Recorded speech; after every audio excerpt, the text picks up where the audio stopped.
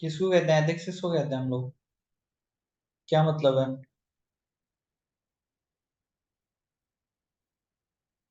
फिर एक काम करने का तरीका मतलब।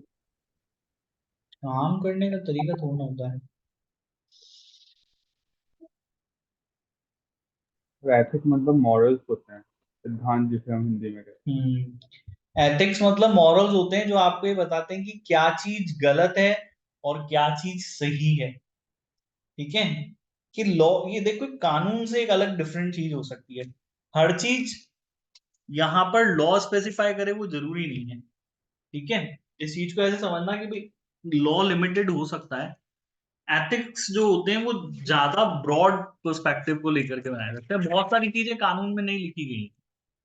ठीक है? बहुत सारी चीजें लॉ में नहीं लिखी गई। अब ये हो सकता है कि भाई अल्कोहल कंज्यूम करना कानूनी रूप से गलत, if your major alcohol consume करना is not lawfully wrong, but ये मॉरली या एथिकली गलत हो सकता है नहीं हो सकता? हाँ, ये सुनो हैं। कि तो मॉरली गलत है, हम लोगों को बचपन से सिखाया गया कि भाई ये आप काम मत कीजिए। ठीक है? तो वो कानूनी रूप से गलत नहीं है, बट हम लोगों को जो मॉरल वैल्यूज बचपन से सिखाई गई हैं वो ये कहती हैं कि भाई ये चीज एथिकली गलत है, मुझे नहीं करनी। अब बिजनेस करने का तरीका है, जैसे मैं अभी किस कैपेसिटी में हूं, मैं आप लोगों की टीचर की कैपेसिटी में पढ़ा रहा हूँ। ठीक है? तो ये कानूनी रूप से गलत नहीं है कि मैं आप ही को ये चीज बोलूं, लॉफुली ये चीज गलत नहीं है ना कि मैं आप ही को बोलूं चलो यार आप और स्टूडेंट्स लेके आओ, I give you some commission. But मेरा, अगर मैं इस तरीके से बिजनेस करता हूं तो ये एथिकली और मॉरली गलत चीज है। मुझे बचपन से चीज सिखाई गई है कि भाई ये चीज जो है वो, this is not right way of doing the business. Ethically गलत हो जाएगा ना, मॉरली गलत हो जाएगी ये चीज। है ना? लॉफुली तो मैं बाउंड नहीं हूँ इस काम को करने, इस कर सकता हूँ मैं, पर फिर भी जब मैं करूंगा तो मेरे को ये ध्यान आएगा नहीं यार ये एथिकली गलत है ना? यस और नो? है ना? जल्दी बताओ, समझ में आई बात मेरी यहाँ पे? यस और नो?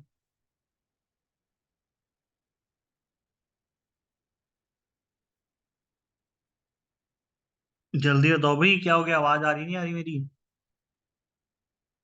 कोई प्रॉब्लम है क्या वॉइस में? सिमरन वैदिक,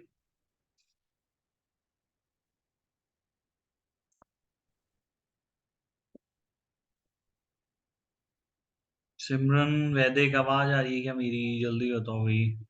यस सर, आ रही है। हाँ तो जवाब क्यों, इतना टाइम क्यों लगाते हो तुम लोग जवाब देने में? मेरे को लगा माइक खुला है पर वो नहीं था। अच्छा अच्छा अच्छा अच्छा, चलो ठीक है। नेक्स्ट हम लोग कर लेते हैं। तो देखिए एथिकल को अब, लेकिन ऐसा प्रोफेशन जब आ गए तो इन एथिकल कोड ऑफ कंडक्ट को ये इसलिए नहीं छोड़ दिया कि ठीक है बचपन से आपने जो सीखे सीखे उसके लिए आप कर लो। अब आपके देश में इस चीज के लिए कोई कानून है या नहीं है, लॉ है नहीं, बट कुछ ऐसी एसोसिएशन है, जैसे अभी हम बात करेंगे तो उन्होंने यहाँ पे हम प्रोफेशनल्स के लिए काम करने के लिए एथिकल कोड ऑफ कंडक्ट भी डेवलप किए हैं। ठीक है? They are not laws. ठीक है? लेकिन still they are ethical code of conduct जो आपको बताते हैं कि भाई मुझे क्या काम करना है और क्या काम नहीं करना है, मेरा काम करने का तरीका क्या होगा, किसके लिए काम करेंगे। तो when you will start working तो ये डिसीजन लेना कि मुझे इस क्लाइंट के लिए काम करना भी या नहीं करना, और अगर मैं काम करता हूं तो मुझे, मेरे को काम करते वक्त अगर ये सब प्रॉब्लम्स आती हैं तो कैसे मैं डील करूंगा, तो इन सब चीजों को लेकर के एक पूरी थॉरो और strict ethical code of conduct की गाइडलाइन आपके पास अवेलेबल होगी। तो जब एज अ ऑडिटर आप काम करोगे पूरी कोड ऑफ कंडक्ट आपको देखना पड़ेगा। ठीक है? आया समझ में? क्लियर है यहाँ तक? यस और नो? आगे बढ़े इसको? आया ना? Yes sir. Yes sir. ठीक है। अब यूके के पर्सपेक्टिव से हम लोग अपनी पढ़ाई कर रहे हैं, तो यूके के अंदर in order to achieve this the practitioners have to follow regulatory guidance। अब यूके के अंदर आपके लिए रूल्स एंड रेगुलेशंस जो बनाए हैं वो कैसे बनाए गए? एक आपका नेशनल कॉर्पोरेट लॉ है, the companies act 2006 in the UK and the Sarbanes Oxley act in the US. India में कंपनीज एक्ट 2013। तो एक ऑडिटर को के लिए रिलेटेड जो भी प्रोविजंस बनाए गए हैं, जो भी लॉ बनाए गए हैं, वो लॉ आपका यूके के अंदर कंपनीज एक्ट 2006 है, यूएस के अंदर सार्बेंसी ऑक्सले एक्ट है, और इंडिया के में आपको कंपनीज एक्ट 2013 है। ठीक है, तो ये आपको देखना पड़ेगा ऑडिट कैसे होगी, क्या होगा, इसके बारे में ये कानून बात करेगा। उसके अलावा ऑडिटिंग स्टैंडर्ड्स हैं, इस बुक में हम लोगों ने वो ऑडिटिंग स्टैंडर्ड्स बनाए हैं जो कि इंटरनेशनल स्टैंडर्ड्स हैं। इसके अलावा आपके कोड ऑफ एथिक्स हैं। तीन चीजें आप लोगों को काम करते वक्त ध्यान में रखनी पड़ेगी। एक लॉ ध्यान में रखना पड़ेगा, एक ऑडिटिंग स्टैंडर्ड्स ध्यान में रखने पड़ेंगे, एक कोड ऑफ एथिक्स ध्यान में। आगे समझ में क्लियर है यहाँ तक, यस और नो? Yes sir. ठीक है, इसमें बेसिकली इन लोगों ने यहाँ पे यूके का लॉ इंक्लूड किया है कि कोई रेफर करते हुए। अब क्या क्या चीजें आपकी, पहली बात तो कंपनीज एक्ट 2006 बात करता है, पहले ये बात करता है मतलब जो रूल्स इसमें बनाए गए हैं वो ये बनाए गए कि किन कंपनीज को ऑडिट कराने की जरूरत है, कौन क्या ऑडिट कर सकता है, कौन नहीं कर सकता है, ऑडिटर का अपॉइंटमेंट कैसे होगा, वो रिजाइन कैसे करेगा, अगर उसको रिजाइन करना है उसको निकाला कैसे जा सकता है, उसका रिमूवल हो गया, उसकी ड्यूटीज क्या होंगी, उसके राइट्स क्या होंगे। ठीक है, तो ये हमारे कंपनीज एक्ट के बारे में बात किया गया है। अब who needs an audit and why, अब किन कंपनीज को ऑडिट कराने की जरूरत है, तो यूके के अंदर स्पेसिफिकली इन्होंने बोला है कि यूके में नहीं बल्कि ज्यादातर कंट्रीज में जो होता है, अगर कंपनी है तो उसको ऑडिट करानी जरूरी होती है। इवन इन इंडिया आप चल जाओ, आप यूके चल जाओ, यूके यूएस चल जाओ, अगर आप एक बिजनेस फॉर्म कंपनी के अंदर कर रहे हो, आपका बिजनेस फॉर्म कंपनी है, तो आपको ऑडिट करानी जरूरी होगी। ठीक है, और भी बिजनेस फॉर्म्स होते हैं हमारे पास कंपनी के अलावा, होते हैं क्या? जल्दी बताओ, कंपनी के अलावा और भी बिजनेस फॉर्म्स होते हैं हमारे पास, और कौन से बिजनेस फॉर्म्स होते हैं? पार्टनरशिप। पार्टनरशिप होता है, प्रोप्राइटरशिप होता है, एचयूएफ होता है, कोऑपरेटिव सोसाइटीज हैं, ट्रस्ट है, बहुत सारे दूसरे तरीके हैं, एलएलपी है, जिनके जिस फॉर्म के अंदर आप बिजनेस कर सकते हैं। तो कैसे आप ओन करते हो ना बिजनेस, उसके ऊपर बहुत डिपेंड करता है। तो अगर आप बिजनेस को कंपनी के फॉर्म में ओन करते हैं, ठीक है, तो आपको ऑडिट कराना जरूरी होगा। ठीक है, और मोस्टली सभी कंट्रीज में छोटी कंपनीज जो कि होती हैं या ओनर मैनेज जो कंपनी होती है, इंडिया में हम लोग सोल प्रोप्राइटरशिप उसको कहते हैं, ठीक है, उनको हमने एग्जाम किया गया है क्योंकि इन कंपनीज को ऑडिट कराने का कोई बहुत ज्यादा फायदा नहीं होता। आया समझ में यहाँ पे, यस और नो? Yes sir. ठीक है, रीजंस फॉर, अब क्यों इन्होंने छोटी कंपनीज को, ये भी आपसे पूछा जा सकता है क्वेश्चन कि भाई ऐसा क्यों है कि हमने छोटी कंपनी को ऑडिट करने से एग्जाम किया गया है। देखो, इन्होंने बोला है कि जनरली जो छोटी कंपनीज होती हैं उनका जो मैनेजमेंट होता है और उनके जो ओनर्स होते हैं वो एक ही पर्सन होता है, या ओनर्स ही होते हैं जो कि कंपनी को मैनेज करते हैं, तो उनको अलग से जानने की जरूरत नहीं है कि भाई उनका बिजनेस में उनके पैसे का क्या यूज लिया जा रहा है, क्योंकि वो खुद से डिसीजन मेकर है ना भाई? हाँ या ना, जैसे उन्होंने यस सर। उनको तो पता है कि भाई हमारे पैसे का क्या हो रहा है। और इसके अलावा इन लोगों के लिए ऑडिटिंग से ज्यादा इंपॉर्टेंट अकाउंटिंग की सर्विसेज होती हैं। ठीक है, और इनके फाइनेंशियल स्टेटमेंट्स का जो इम्पैक्ट है वो वाइडर इकोनॉमी पे क्या ही फर्क पड़ेगा उसका। देखो, अब रिलायंस इतनी बड़ी कंपनी अगर कोई है और अगर उसमें कोई बड़ा उनके फाइनेंशियल स्टेटमेंट में मटेरियल मिस स्टेटमेंट जैसी कोई चीज है, तो उससे लोगों को इनका फर्क पड़ सकता है। अब छोटी कोई कंपनी है, तुम्हारे पास की दुकान ही है, अगर उनके फाइनेंशियल स्टेटमेंट सही नहीं भी बने हुए तो उससे किसी को क्या फर्क पड़ता है? आपको फर्क पड़ता है उससे कुछ, ये बताओ? No sir. नहीं पड़ेगा ना। तो उनके जो छोटी कंपनीज होती हैं, छोटे बिजनेसेस होते हैं, उनके जो फाइनेंशियल स्टेटमेंट्स के मटेरियल स्टेटमेंट होने का भी वाइडर इकोनॉमी पे कोई इम्पैक्ट नहीं है। इसके अलावा ऑडिटर की फीस और जो डिस्ट्रक्शन कॉज होगा, क्योंकि ऑडिट को फ्री में तो काम करेगा नहीं, आप फ्री में क्यों काम करेंगे, आप अपनी फीस लेंगे, आप जाएंगे, और आप जब जाएंगे ऑडिट करेंगे तो ऑफकोर्स की बात है बिजनेस डिस्टर्ब होगा। ठीक है, वो बिजनेस कर रहे हो, आप सोचो आप अपनी दुकान पे, आप पास में दुकान है और आप उसके बाद उसने आपको ऑडिटर बना लिया, आप उसकी दुकान पे आके बैठ गए और स्टॉक रेंट देख रहे हो, कितना स्टॉक पड़ा हुआ है, कितनी है, बुक्स निकाल के देख रहे हो, तो बिजनेस डिस्ट्रप्शन होगा, हाँ है ना? होगा नहीं होगा उसका बिजनेस डिस्ट्रप्शन? Yes sir. होगा, तो वो चीज उसको ज्यादा नुकसान पहुंचाएगी। उसका इतना बिजनेस है ही नहीं कि उसको ऑडिट कराने की जरूरत है। फीस आपको उसको देनी पड़ेगी, तो वो जितना बेनिफिट उसको, जितना फायदा होने वाला है उससे कई ज्यादा उसको नुकसान इस चीज का होगा। तो दीज आर दी रीजंस जिसकी वजह से हमने छोटी कंपनीज को बेटा क्या कर रखा है, यहाँ पे एग्जाम्प्ट कर रखा है। आगे समझ में क्लियर है यहाँ तक? यस और नो ये क्वेश्चन पूछा जा सकता है, तो ध्यान से पढ़ना है इसको, कोई डाउट हो तो बता दो। क्लियर है भाई, समझ में आ गई यहाँ पे बात, यस और नो? Yes sir. नेक्स्ट हमारा होम एक्ट है। अब ऑडिटर किसको बनाया जा सकता है? तो ऑडिटर बनने के लिए, ठीक है, a member of recognised supervisory body, तो कोई भी पर्सन जो कि रिकॉग्नाइज सुपरवाइजरी बॉडी का मेंबर है, सदस्य है, वो पर्सन ऑडिटर होने के लिए एलिजिबल है। तो यूके में आपकी जो एसीसी है, वो यूके की लोकल बॉडी है, वहां उसको रिकॉग्नाइज किया गया है। ठीक है, आप जब कंपनीज एक्ट पढ़ोगे यूके का, तो यूके की कंपनीज एक्ट में कोई भी पर्सन जो कि एसीसीए का मेंबर है वो ऑडिट करने के लिए एलिजिबल होगा।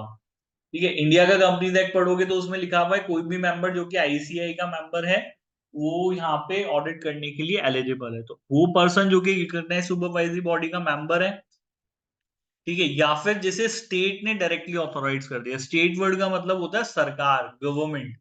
ठीक है, तो अगर किसी पर्सन को गवर्नमेंट और स्टेट ने अगर उसको डायरेक्टली ऑथोराइज कर दिया तो वो ऑडिट कर सकता है। इससे कोई फर्क नहीं पड़ता आपके पास क्या डिग्री है, आपने क्या पढ़ाई करी हुई है, you are authorise by the state.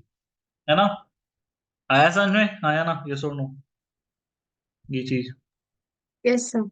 है ना, हमारे इंडिया में जो गवर्नमेंट सेक्टर्स डिपार्टमेंट्स होते हैं इनकी ऑडिट जनरली जो होती है वो हमारी सीएजी कराती है। सीएजी हमारी एक बड़ी बॉडी है, control and auditor general of India उसको हम कहते हैं।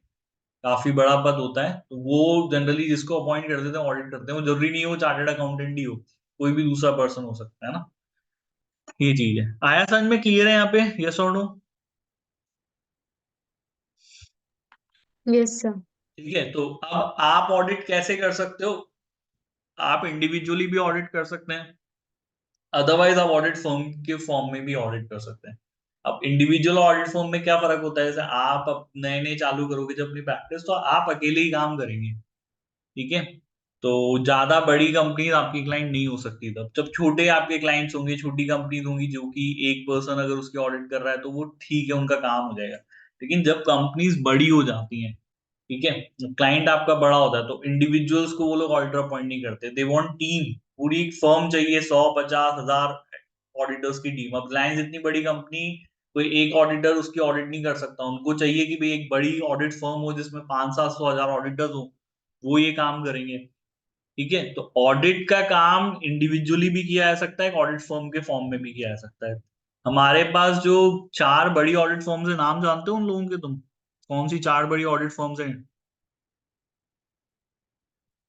जल्दी बताओ। Sir EY, KPMG। KPMG, Deloitte. Deloitte. Hmm, Deloitte, EY, KPMG and पीडब्ल्यूसी, इनको बिग फोर कहते हैं। ये ऑडिट एंड अकाउंटिंग फर्म्स हैं, मतलब वर्ल्ड की मान लो सबसे बड़ी ऑडिट फर्म्स और अकाउंटिंग फर्म्स हैं।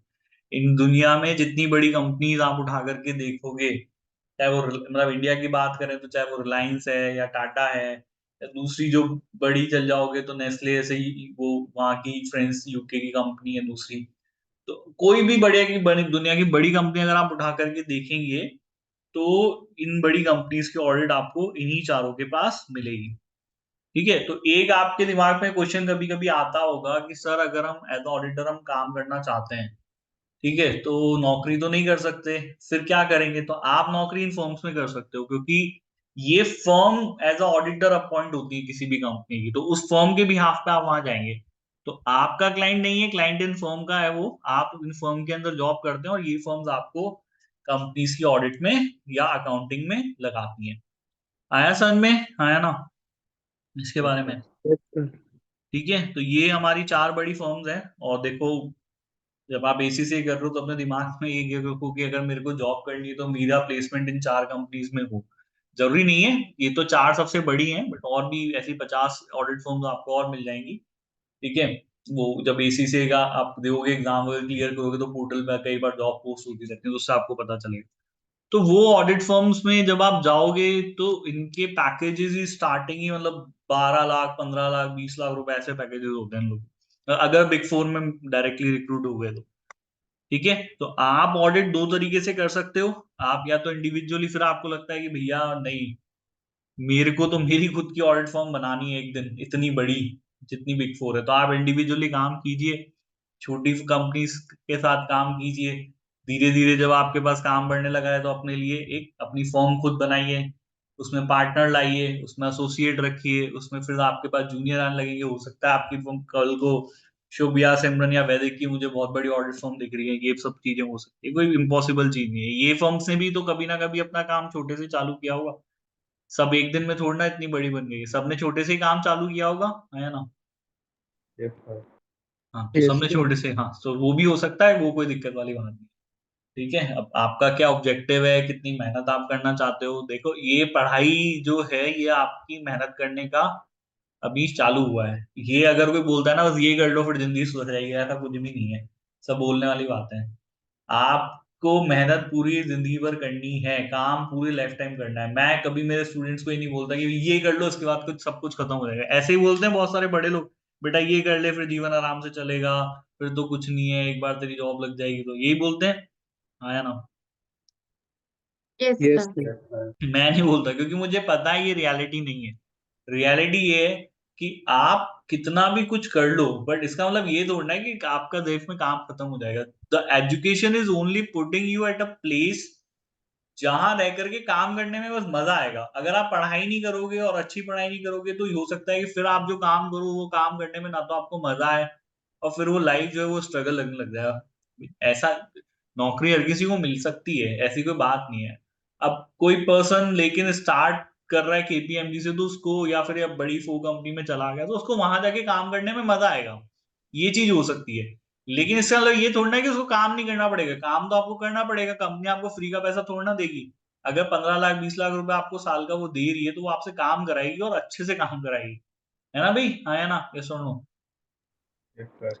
तो ये यस Yes. सर। कोई, हाँ ये मत सोचो कि भाई ठीक है सर ये हो गया, लेकिन बस फर्क इतना था कि हाँ सर ये जो डिग्री है मेरे को वहां तक लेकर के जा सकती है, मैं वहां काम करूंगा तो मैं अपने आप से सेटिस्फाइड रहूंगा कि यार ये चीज है ना।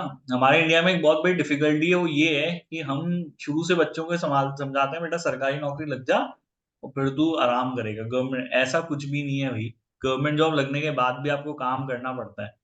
ठीक है, मेरी वाइफ गवर्नमेंट जॉब में है, और मतलब उसको 7 साढ़े 7 बज जाती है, उसका ऑफिस 5:30 बजे 6 बजे खत्म हो जाता है, लेकिन फिर भी कभी कोई काम अगर आ गया है तो वो 7 साढ़े 7 बजे तक ऑफिस रुक के काम कंप्लीट करके आती है। तो ये गवर्नमेंट जॉब के भी दिमाग में होना कि भाई काम नहीं करना पड़ेगा, तो ये बेवकूफों वाली बात है। आपको सरकारी नौकरी भी लग जाए, आप आईएएस भी बन जाओगे ना, तो भी काम करना पड़ेगा।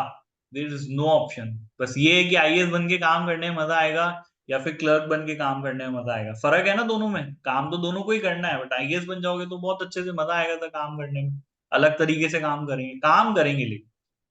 यस और नो? हाँ या ना, Yes, ये sir. चीज, यस सर। तो इतना ही फर्क होता है, बाकी और कुछ नहीं है। तो ये चीज दिमाग से निकाल दो कि ये कर लेंगे तो जीवन में आराम ही आराम है, आराम कुछ नहीं है, काम करना है।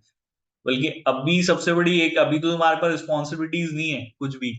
अभी तो घर का खाने का राशन भी मम्मी खरीद रही है, पापा खरीद रहे हैं, इलेक्ट्रिसिटी का बिल भी वो भर रहे हैं, फोन का रिचार्ज भी वो करा रहे हैं। ठीक है, घर की साफ सफाई भी वो मैनेज कर रहे हैं। ये सब काम आप करते हो क्या, कि घर वाले अपने आप मैनेज कर लेते हैं सब चीजें? ये सब मैनेज हो जाता है। हो जाता है ना। तो जब आप की नौकरी लग जाएगी और वंस यू बिकम इंडिपेंडेंट, तो हाँ आपके ऊपर ये सारे काम करने की भी रिस्पॉन्सिबिलिटी है। आपके फोन का रिचार्ज भी कराना आपको ध्यान रखना है, घर की साफ सफाई भी करवानी है वो भी आपको ध्यान रखनी है। और अगर यूएस यूए के चल जाओगे तो वहां की लाइफ स्टाइल कितनी महंगी है, वहां सर्वेंट रखना बहुत डिफिकल्ट है भाई। इंडिया में सर्वेंट सबको महीने की काम वाली बाई अगर आपको रखनी है 2-3 हज़ार रुपये महीना दोगे तो कर लेगी, इससे ज्यादा नहीं की चार्ज करते ना, है ना? Yes, ऐसा sir. क्या चार्ज करेंगे? यूके जाके अगर सर्वेंट रखने का सोचोगे ना, तो इंडिया में एक गवर्नमेंट सर्वेंट की सैलरी जितनी सैलरी उसको 50,000 60,000 महीना आपको देना पड़ जाएगा इस काम का। बहुत डिफिकल्ट है ये चीजें, ऐसा नहीं है बहुत आसान है। चलो कोई बात नहीं, आ गया समझ में, क्लियर है यहाँ पे, यस और नो? Yes, sir. Clear है। तो ये चीज हमेशा ध्यान रखना। अच्छा, अब ऑडिटर कौन नहीं बन सकता है, who may not act as auditor?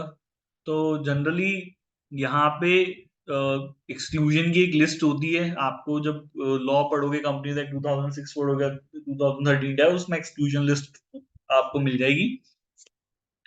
ठीक है, तो लेकिन कुछ कॉमन चीजें जो सबके अंदर मिलेगी वो ये मिलेगी, दोज हु मैनेज और वर्क फॉर द कंपनी। तो अगर कोई कंपनी का मैनेजमेंट ही संभाल रहा है या कंपनी के लिए काम कर रहा है या जिसका बिजनेस और पर्सनल रिलेशनशिप क्लाइंट कंपनी के साथ में है, वो पर्सन ऑडिट नहीं कर सकता। तो आप इस चीज को ऐसे समझो कि आप ऑडिटर हो, तो जिस कंपनी की आप ऑडिट कर रहे हैं ना, उस कंपनी का मैनेजमेंट का पार्ट आप नहीं हो सकते। आप खुद उस कंपनी को मैनेज करो और सोचो मैं इसको ऑडिट भी कर लूं, ये पॉसिबल नहीं है।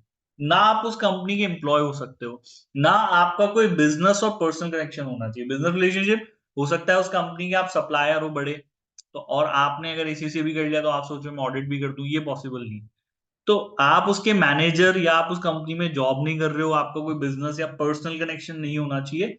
जनरली ये सब लोग एक्सक्लूडेड होते हैं बाय लॉ ऑडिटर का एज ऑडिट करने के लिए।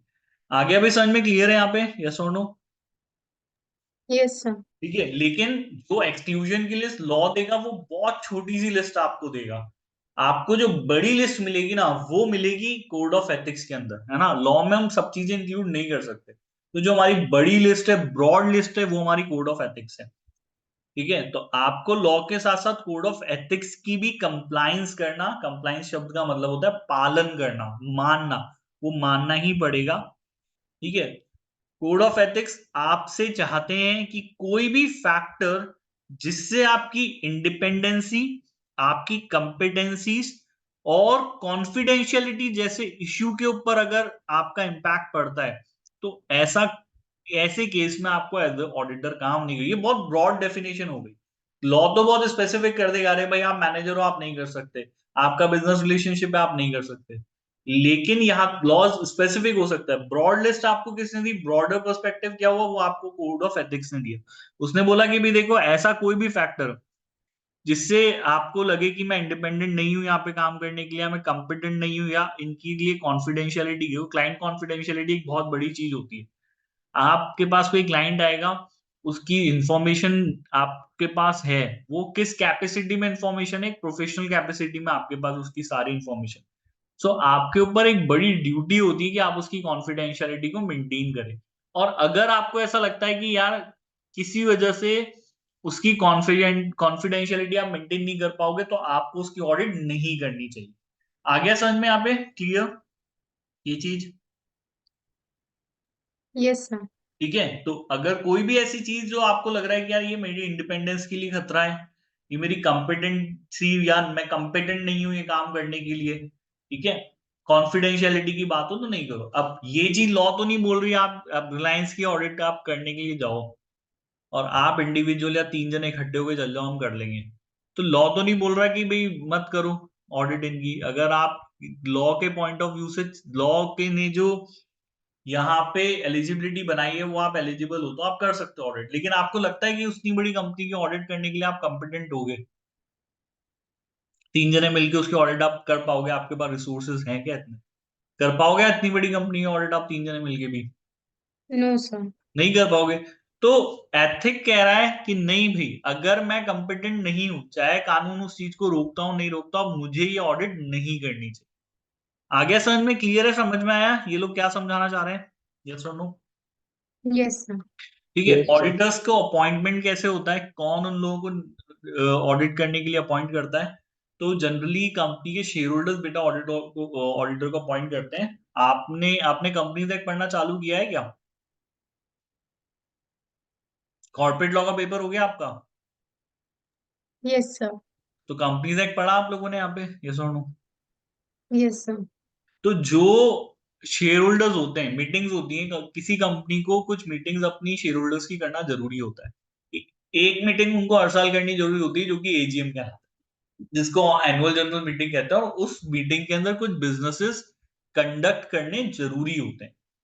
ठीक है, उन्हीं में से एक बिजनेस होता है ऑडिटर का पॉइंट, होता है नहीं होता, हाँ या ना, यस और no? Yes sir.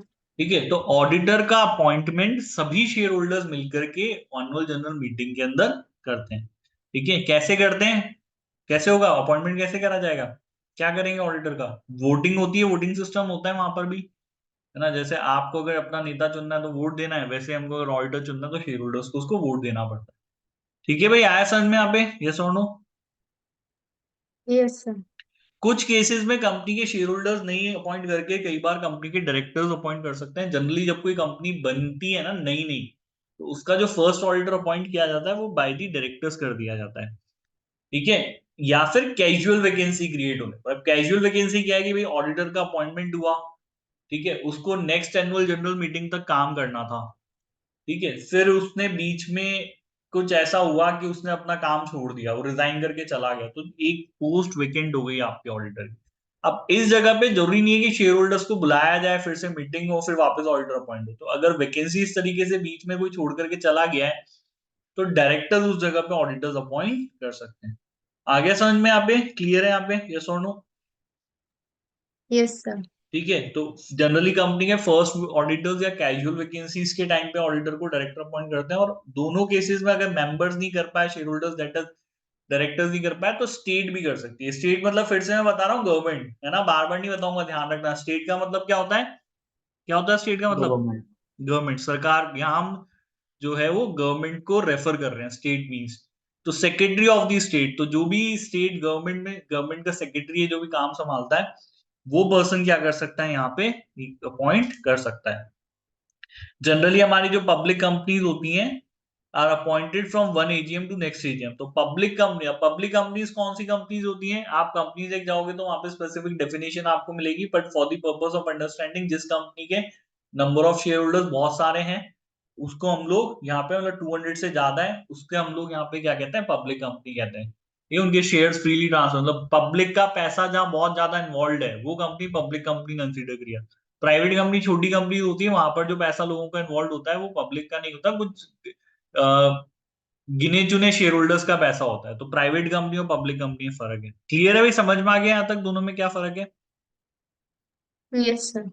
Public company में एक एजीएम से नेक्स्ट एजीएम, जब जैसे आज अगर एजीएम हुई और अगर शेयर होल्डर का अपॉइंटमेंट हो गया, तो अगले साल जब नेक्स्ट एजीएम होगी, अभी कौन सा चाल चल रहा है? 2023, 2024 और 25 अकाउंटिंग है, 2024-25 चल रहा है, 2024-25, यस और नो?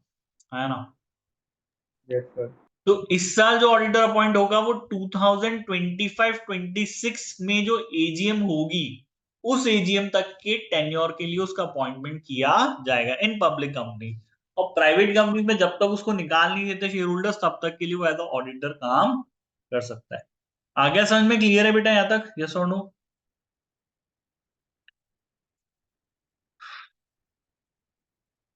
Yes sir. बाकी लोगों को भी समझ में आ गया? क्लियर है यहाँ तक? यस और नो? Yes sir. चलो नेक्स्ट बात हम लोग यहाँ पे देख लेते हैं कि भाई ऑडिटर को निकाला कैसे आ सकता है। देखो, ऑडिटर को निकालने के लिए आपको क्या करना पड़ेगा, ठीक है, वो हम लोग देख लेते हैं। The auditor sufficient secure tenure to maintain independency of the audit, the auditor can be remove their doubts about the continuing ability. तो अगर आपको ऐसा लगता है कि ऑडिटर अभी एज अ ऑडिटर काम नहीं कर सकता, तो आप उसको निकाल सकते हैं।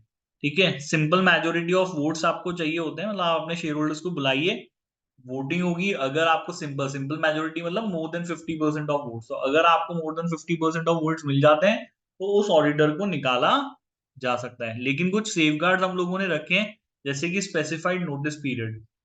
ठीक है, तो कम दिन का नोटिस पीरियड है। हम नहीं चाहते कि भाई ऑडिटर के अगेंस्ट में कॉन्स्पिरेसी हो। जितना ज्यादा टाइम मिलेगा डायरेक्टर्स को, उतनी ज्यादा कॉन्स्पिरेसी करने का उनको टाइम मिलेगा, है ना भाई? कॉन्स्पिरेसी के लिए अगर ज्यादा टाइम दोगे तो वो तो करेंगे ही सही। तो हम चाहते हैं कि भाई कम समय में ही आप मीटिंग बुला लो, 3 दिन में बुला लो, 7 दिन में आप मीटिंग बुला लो, तो कॉन्स्पिरेसी के लिए टाइम नहीं मिला आपको, है ना भाई? यस और नो? आ रही है समझ में? यस और नो? हाँ या ना? Yes sir. Hmm. So there are some safeguards such as specified notice period to prevent the resolution to remove the order being suggested at shorter notice in order to influence the outcome। तो और directors ये नहीं कर पाए कि वो voting का outcome influence कर पाए, इसलिए कम दिन के नोटिस में तो अगर आप ये सोच रहे हो कि मुझे ऑर्डर को निकालना है, तो मुझे आज अपने शेयर होल्डर्स को नोटिस देना पड़ेगा और हफ्ते भर के अंदर ये मीटिंग बुलानी पड़ेगी। ठीक है, और वो शेयर होल्डर्स आएंगे और वो यहाँ पे मीटिंग करेंगे और देखेंगे। अगर आपने 15 दिन 20 दिन का टाइम दे दिया, तो हो सकता है डायरेक्टर शेयर होल्डर्स को इन्फ्लुएंस कर ले। इस वजह से शॉर्टर नोटिस पे आपको बुला के और ये रेजोल्यूशन पास करना चाहिए। आ गया समझ में यहाँ पे? यस और नो? क्लियर ये चीज?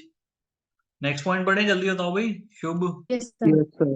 ठीक है, the auditor can circulate representation stating why they should not be removed if applicable. तो अगर इस तरीके के प्रोविजंस हैं, तो ऑडिटर सभी शेयर होल्डर्स के बीच में अपना रिप्रेजेंटेशन सर्कुलेट कर सकता है, बांट सकता है, और उसमें बोल सकता है कि मुझे क्यों निकाला नहीं जाना चाहिए। ठीक है, और अगर उसको निकाल दिए गए हैं, तो स्टेटमेंट ऑफ सर्कमस्टांसेस वो बनाएगा, कंपनी को भेजेगा, रेगुलेटरी अथॉरिटी को भेजेगा, उसमें बताएगा कि भाई क्यों उसको यहां से निकाला गया है। ये स्टेटमेंट ऑफ सर्कमस्टांसेस उसको बना करके भेजने पड़ते हैं। ठीक है भाई, आ गया समझ में? क्लियर है यहाँ तक? यस और नो? Yes sir. ठीक है, आज के लिए इतना सफिशिएंट है। कल हम लोग इसको रिजाइनिंग ऑफ ऑडिटर के आगे पढ़ेंगे, चालू करेंगे। क्लियर है भाई? समझ में आ गया यहाँ तक? कोई डाउट हो तो बता दो अभी भी। नहीं है किसी को कोई डाउट? नहीं है? Shubh, Simran, Vaidik? No sir, no doubt. चलो इसको घर पे पढ़ के आना, कोई डाउट हो तो फिर कल हम लोग डिस्कस करते हैं। आज के लिए खत्म करो क्लास। Bye, good night.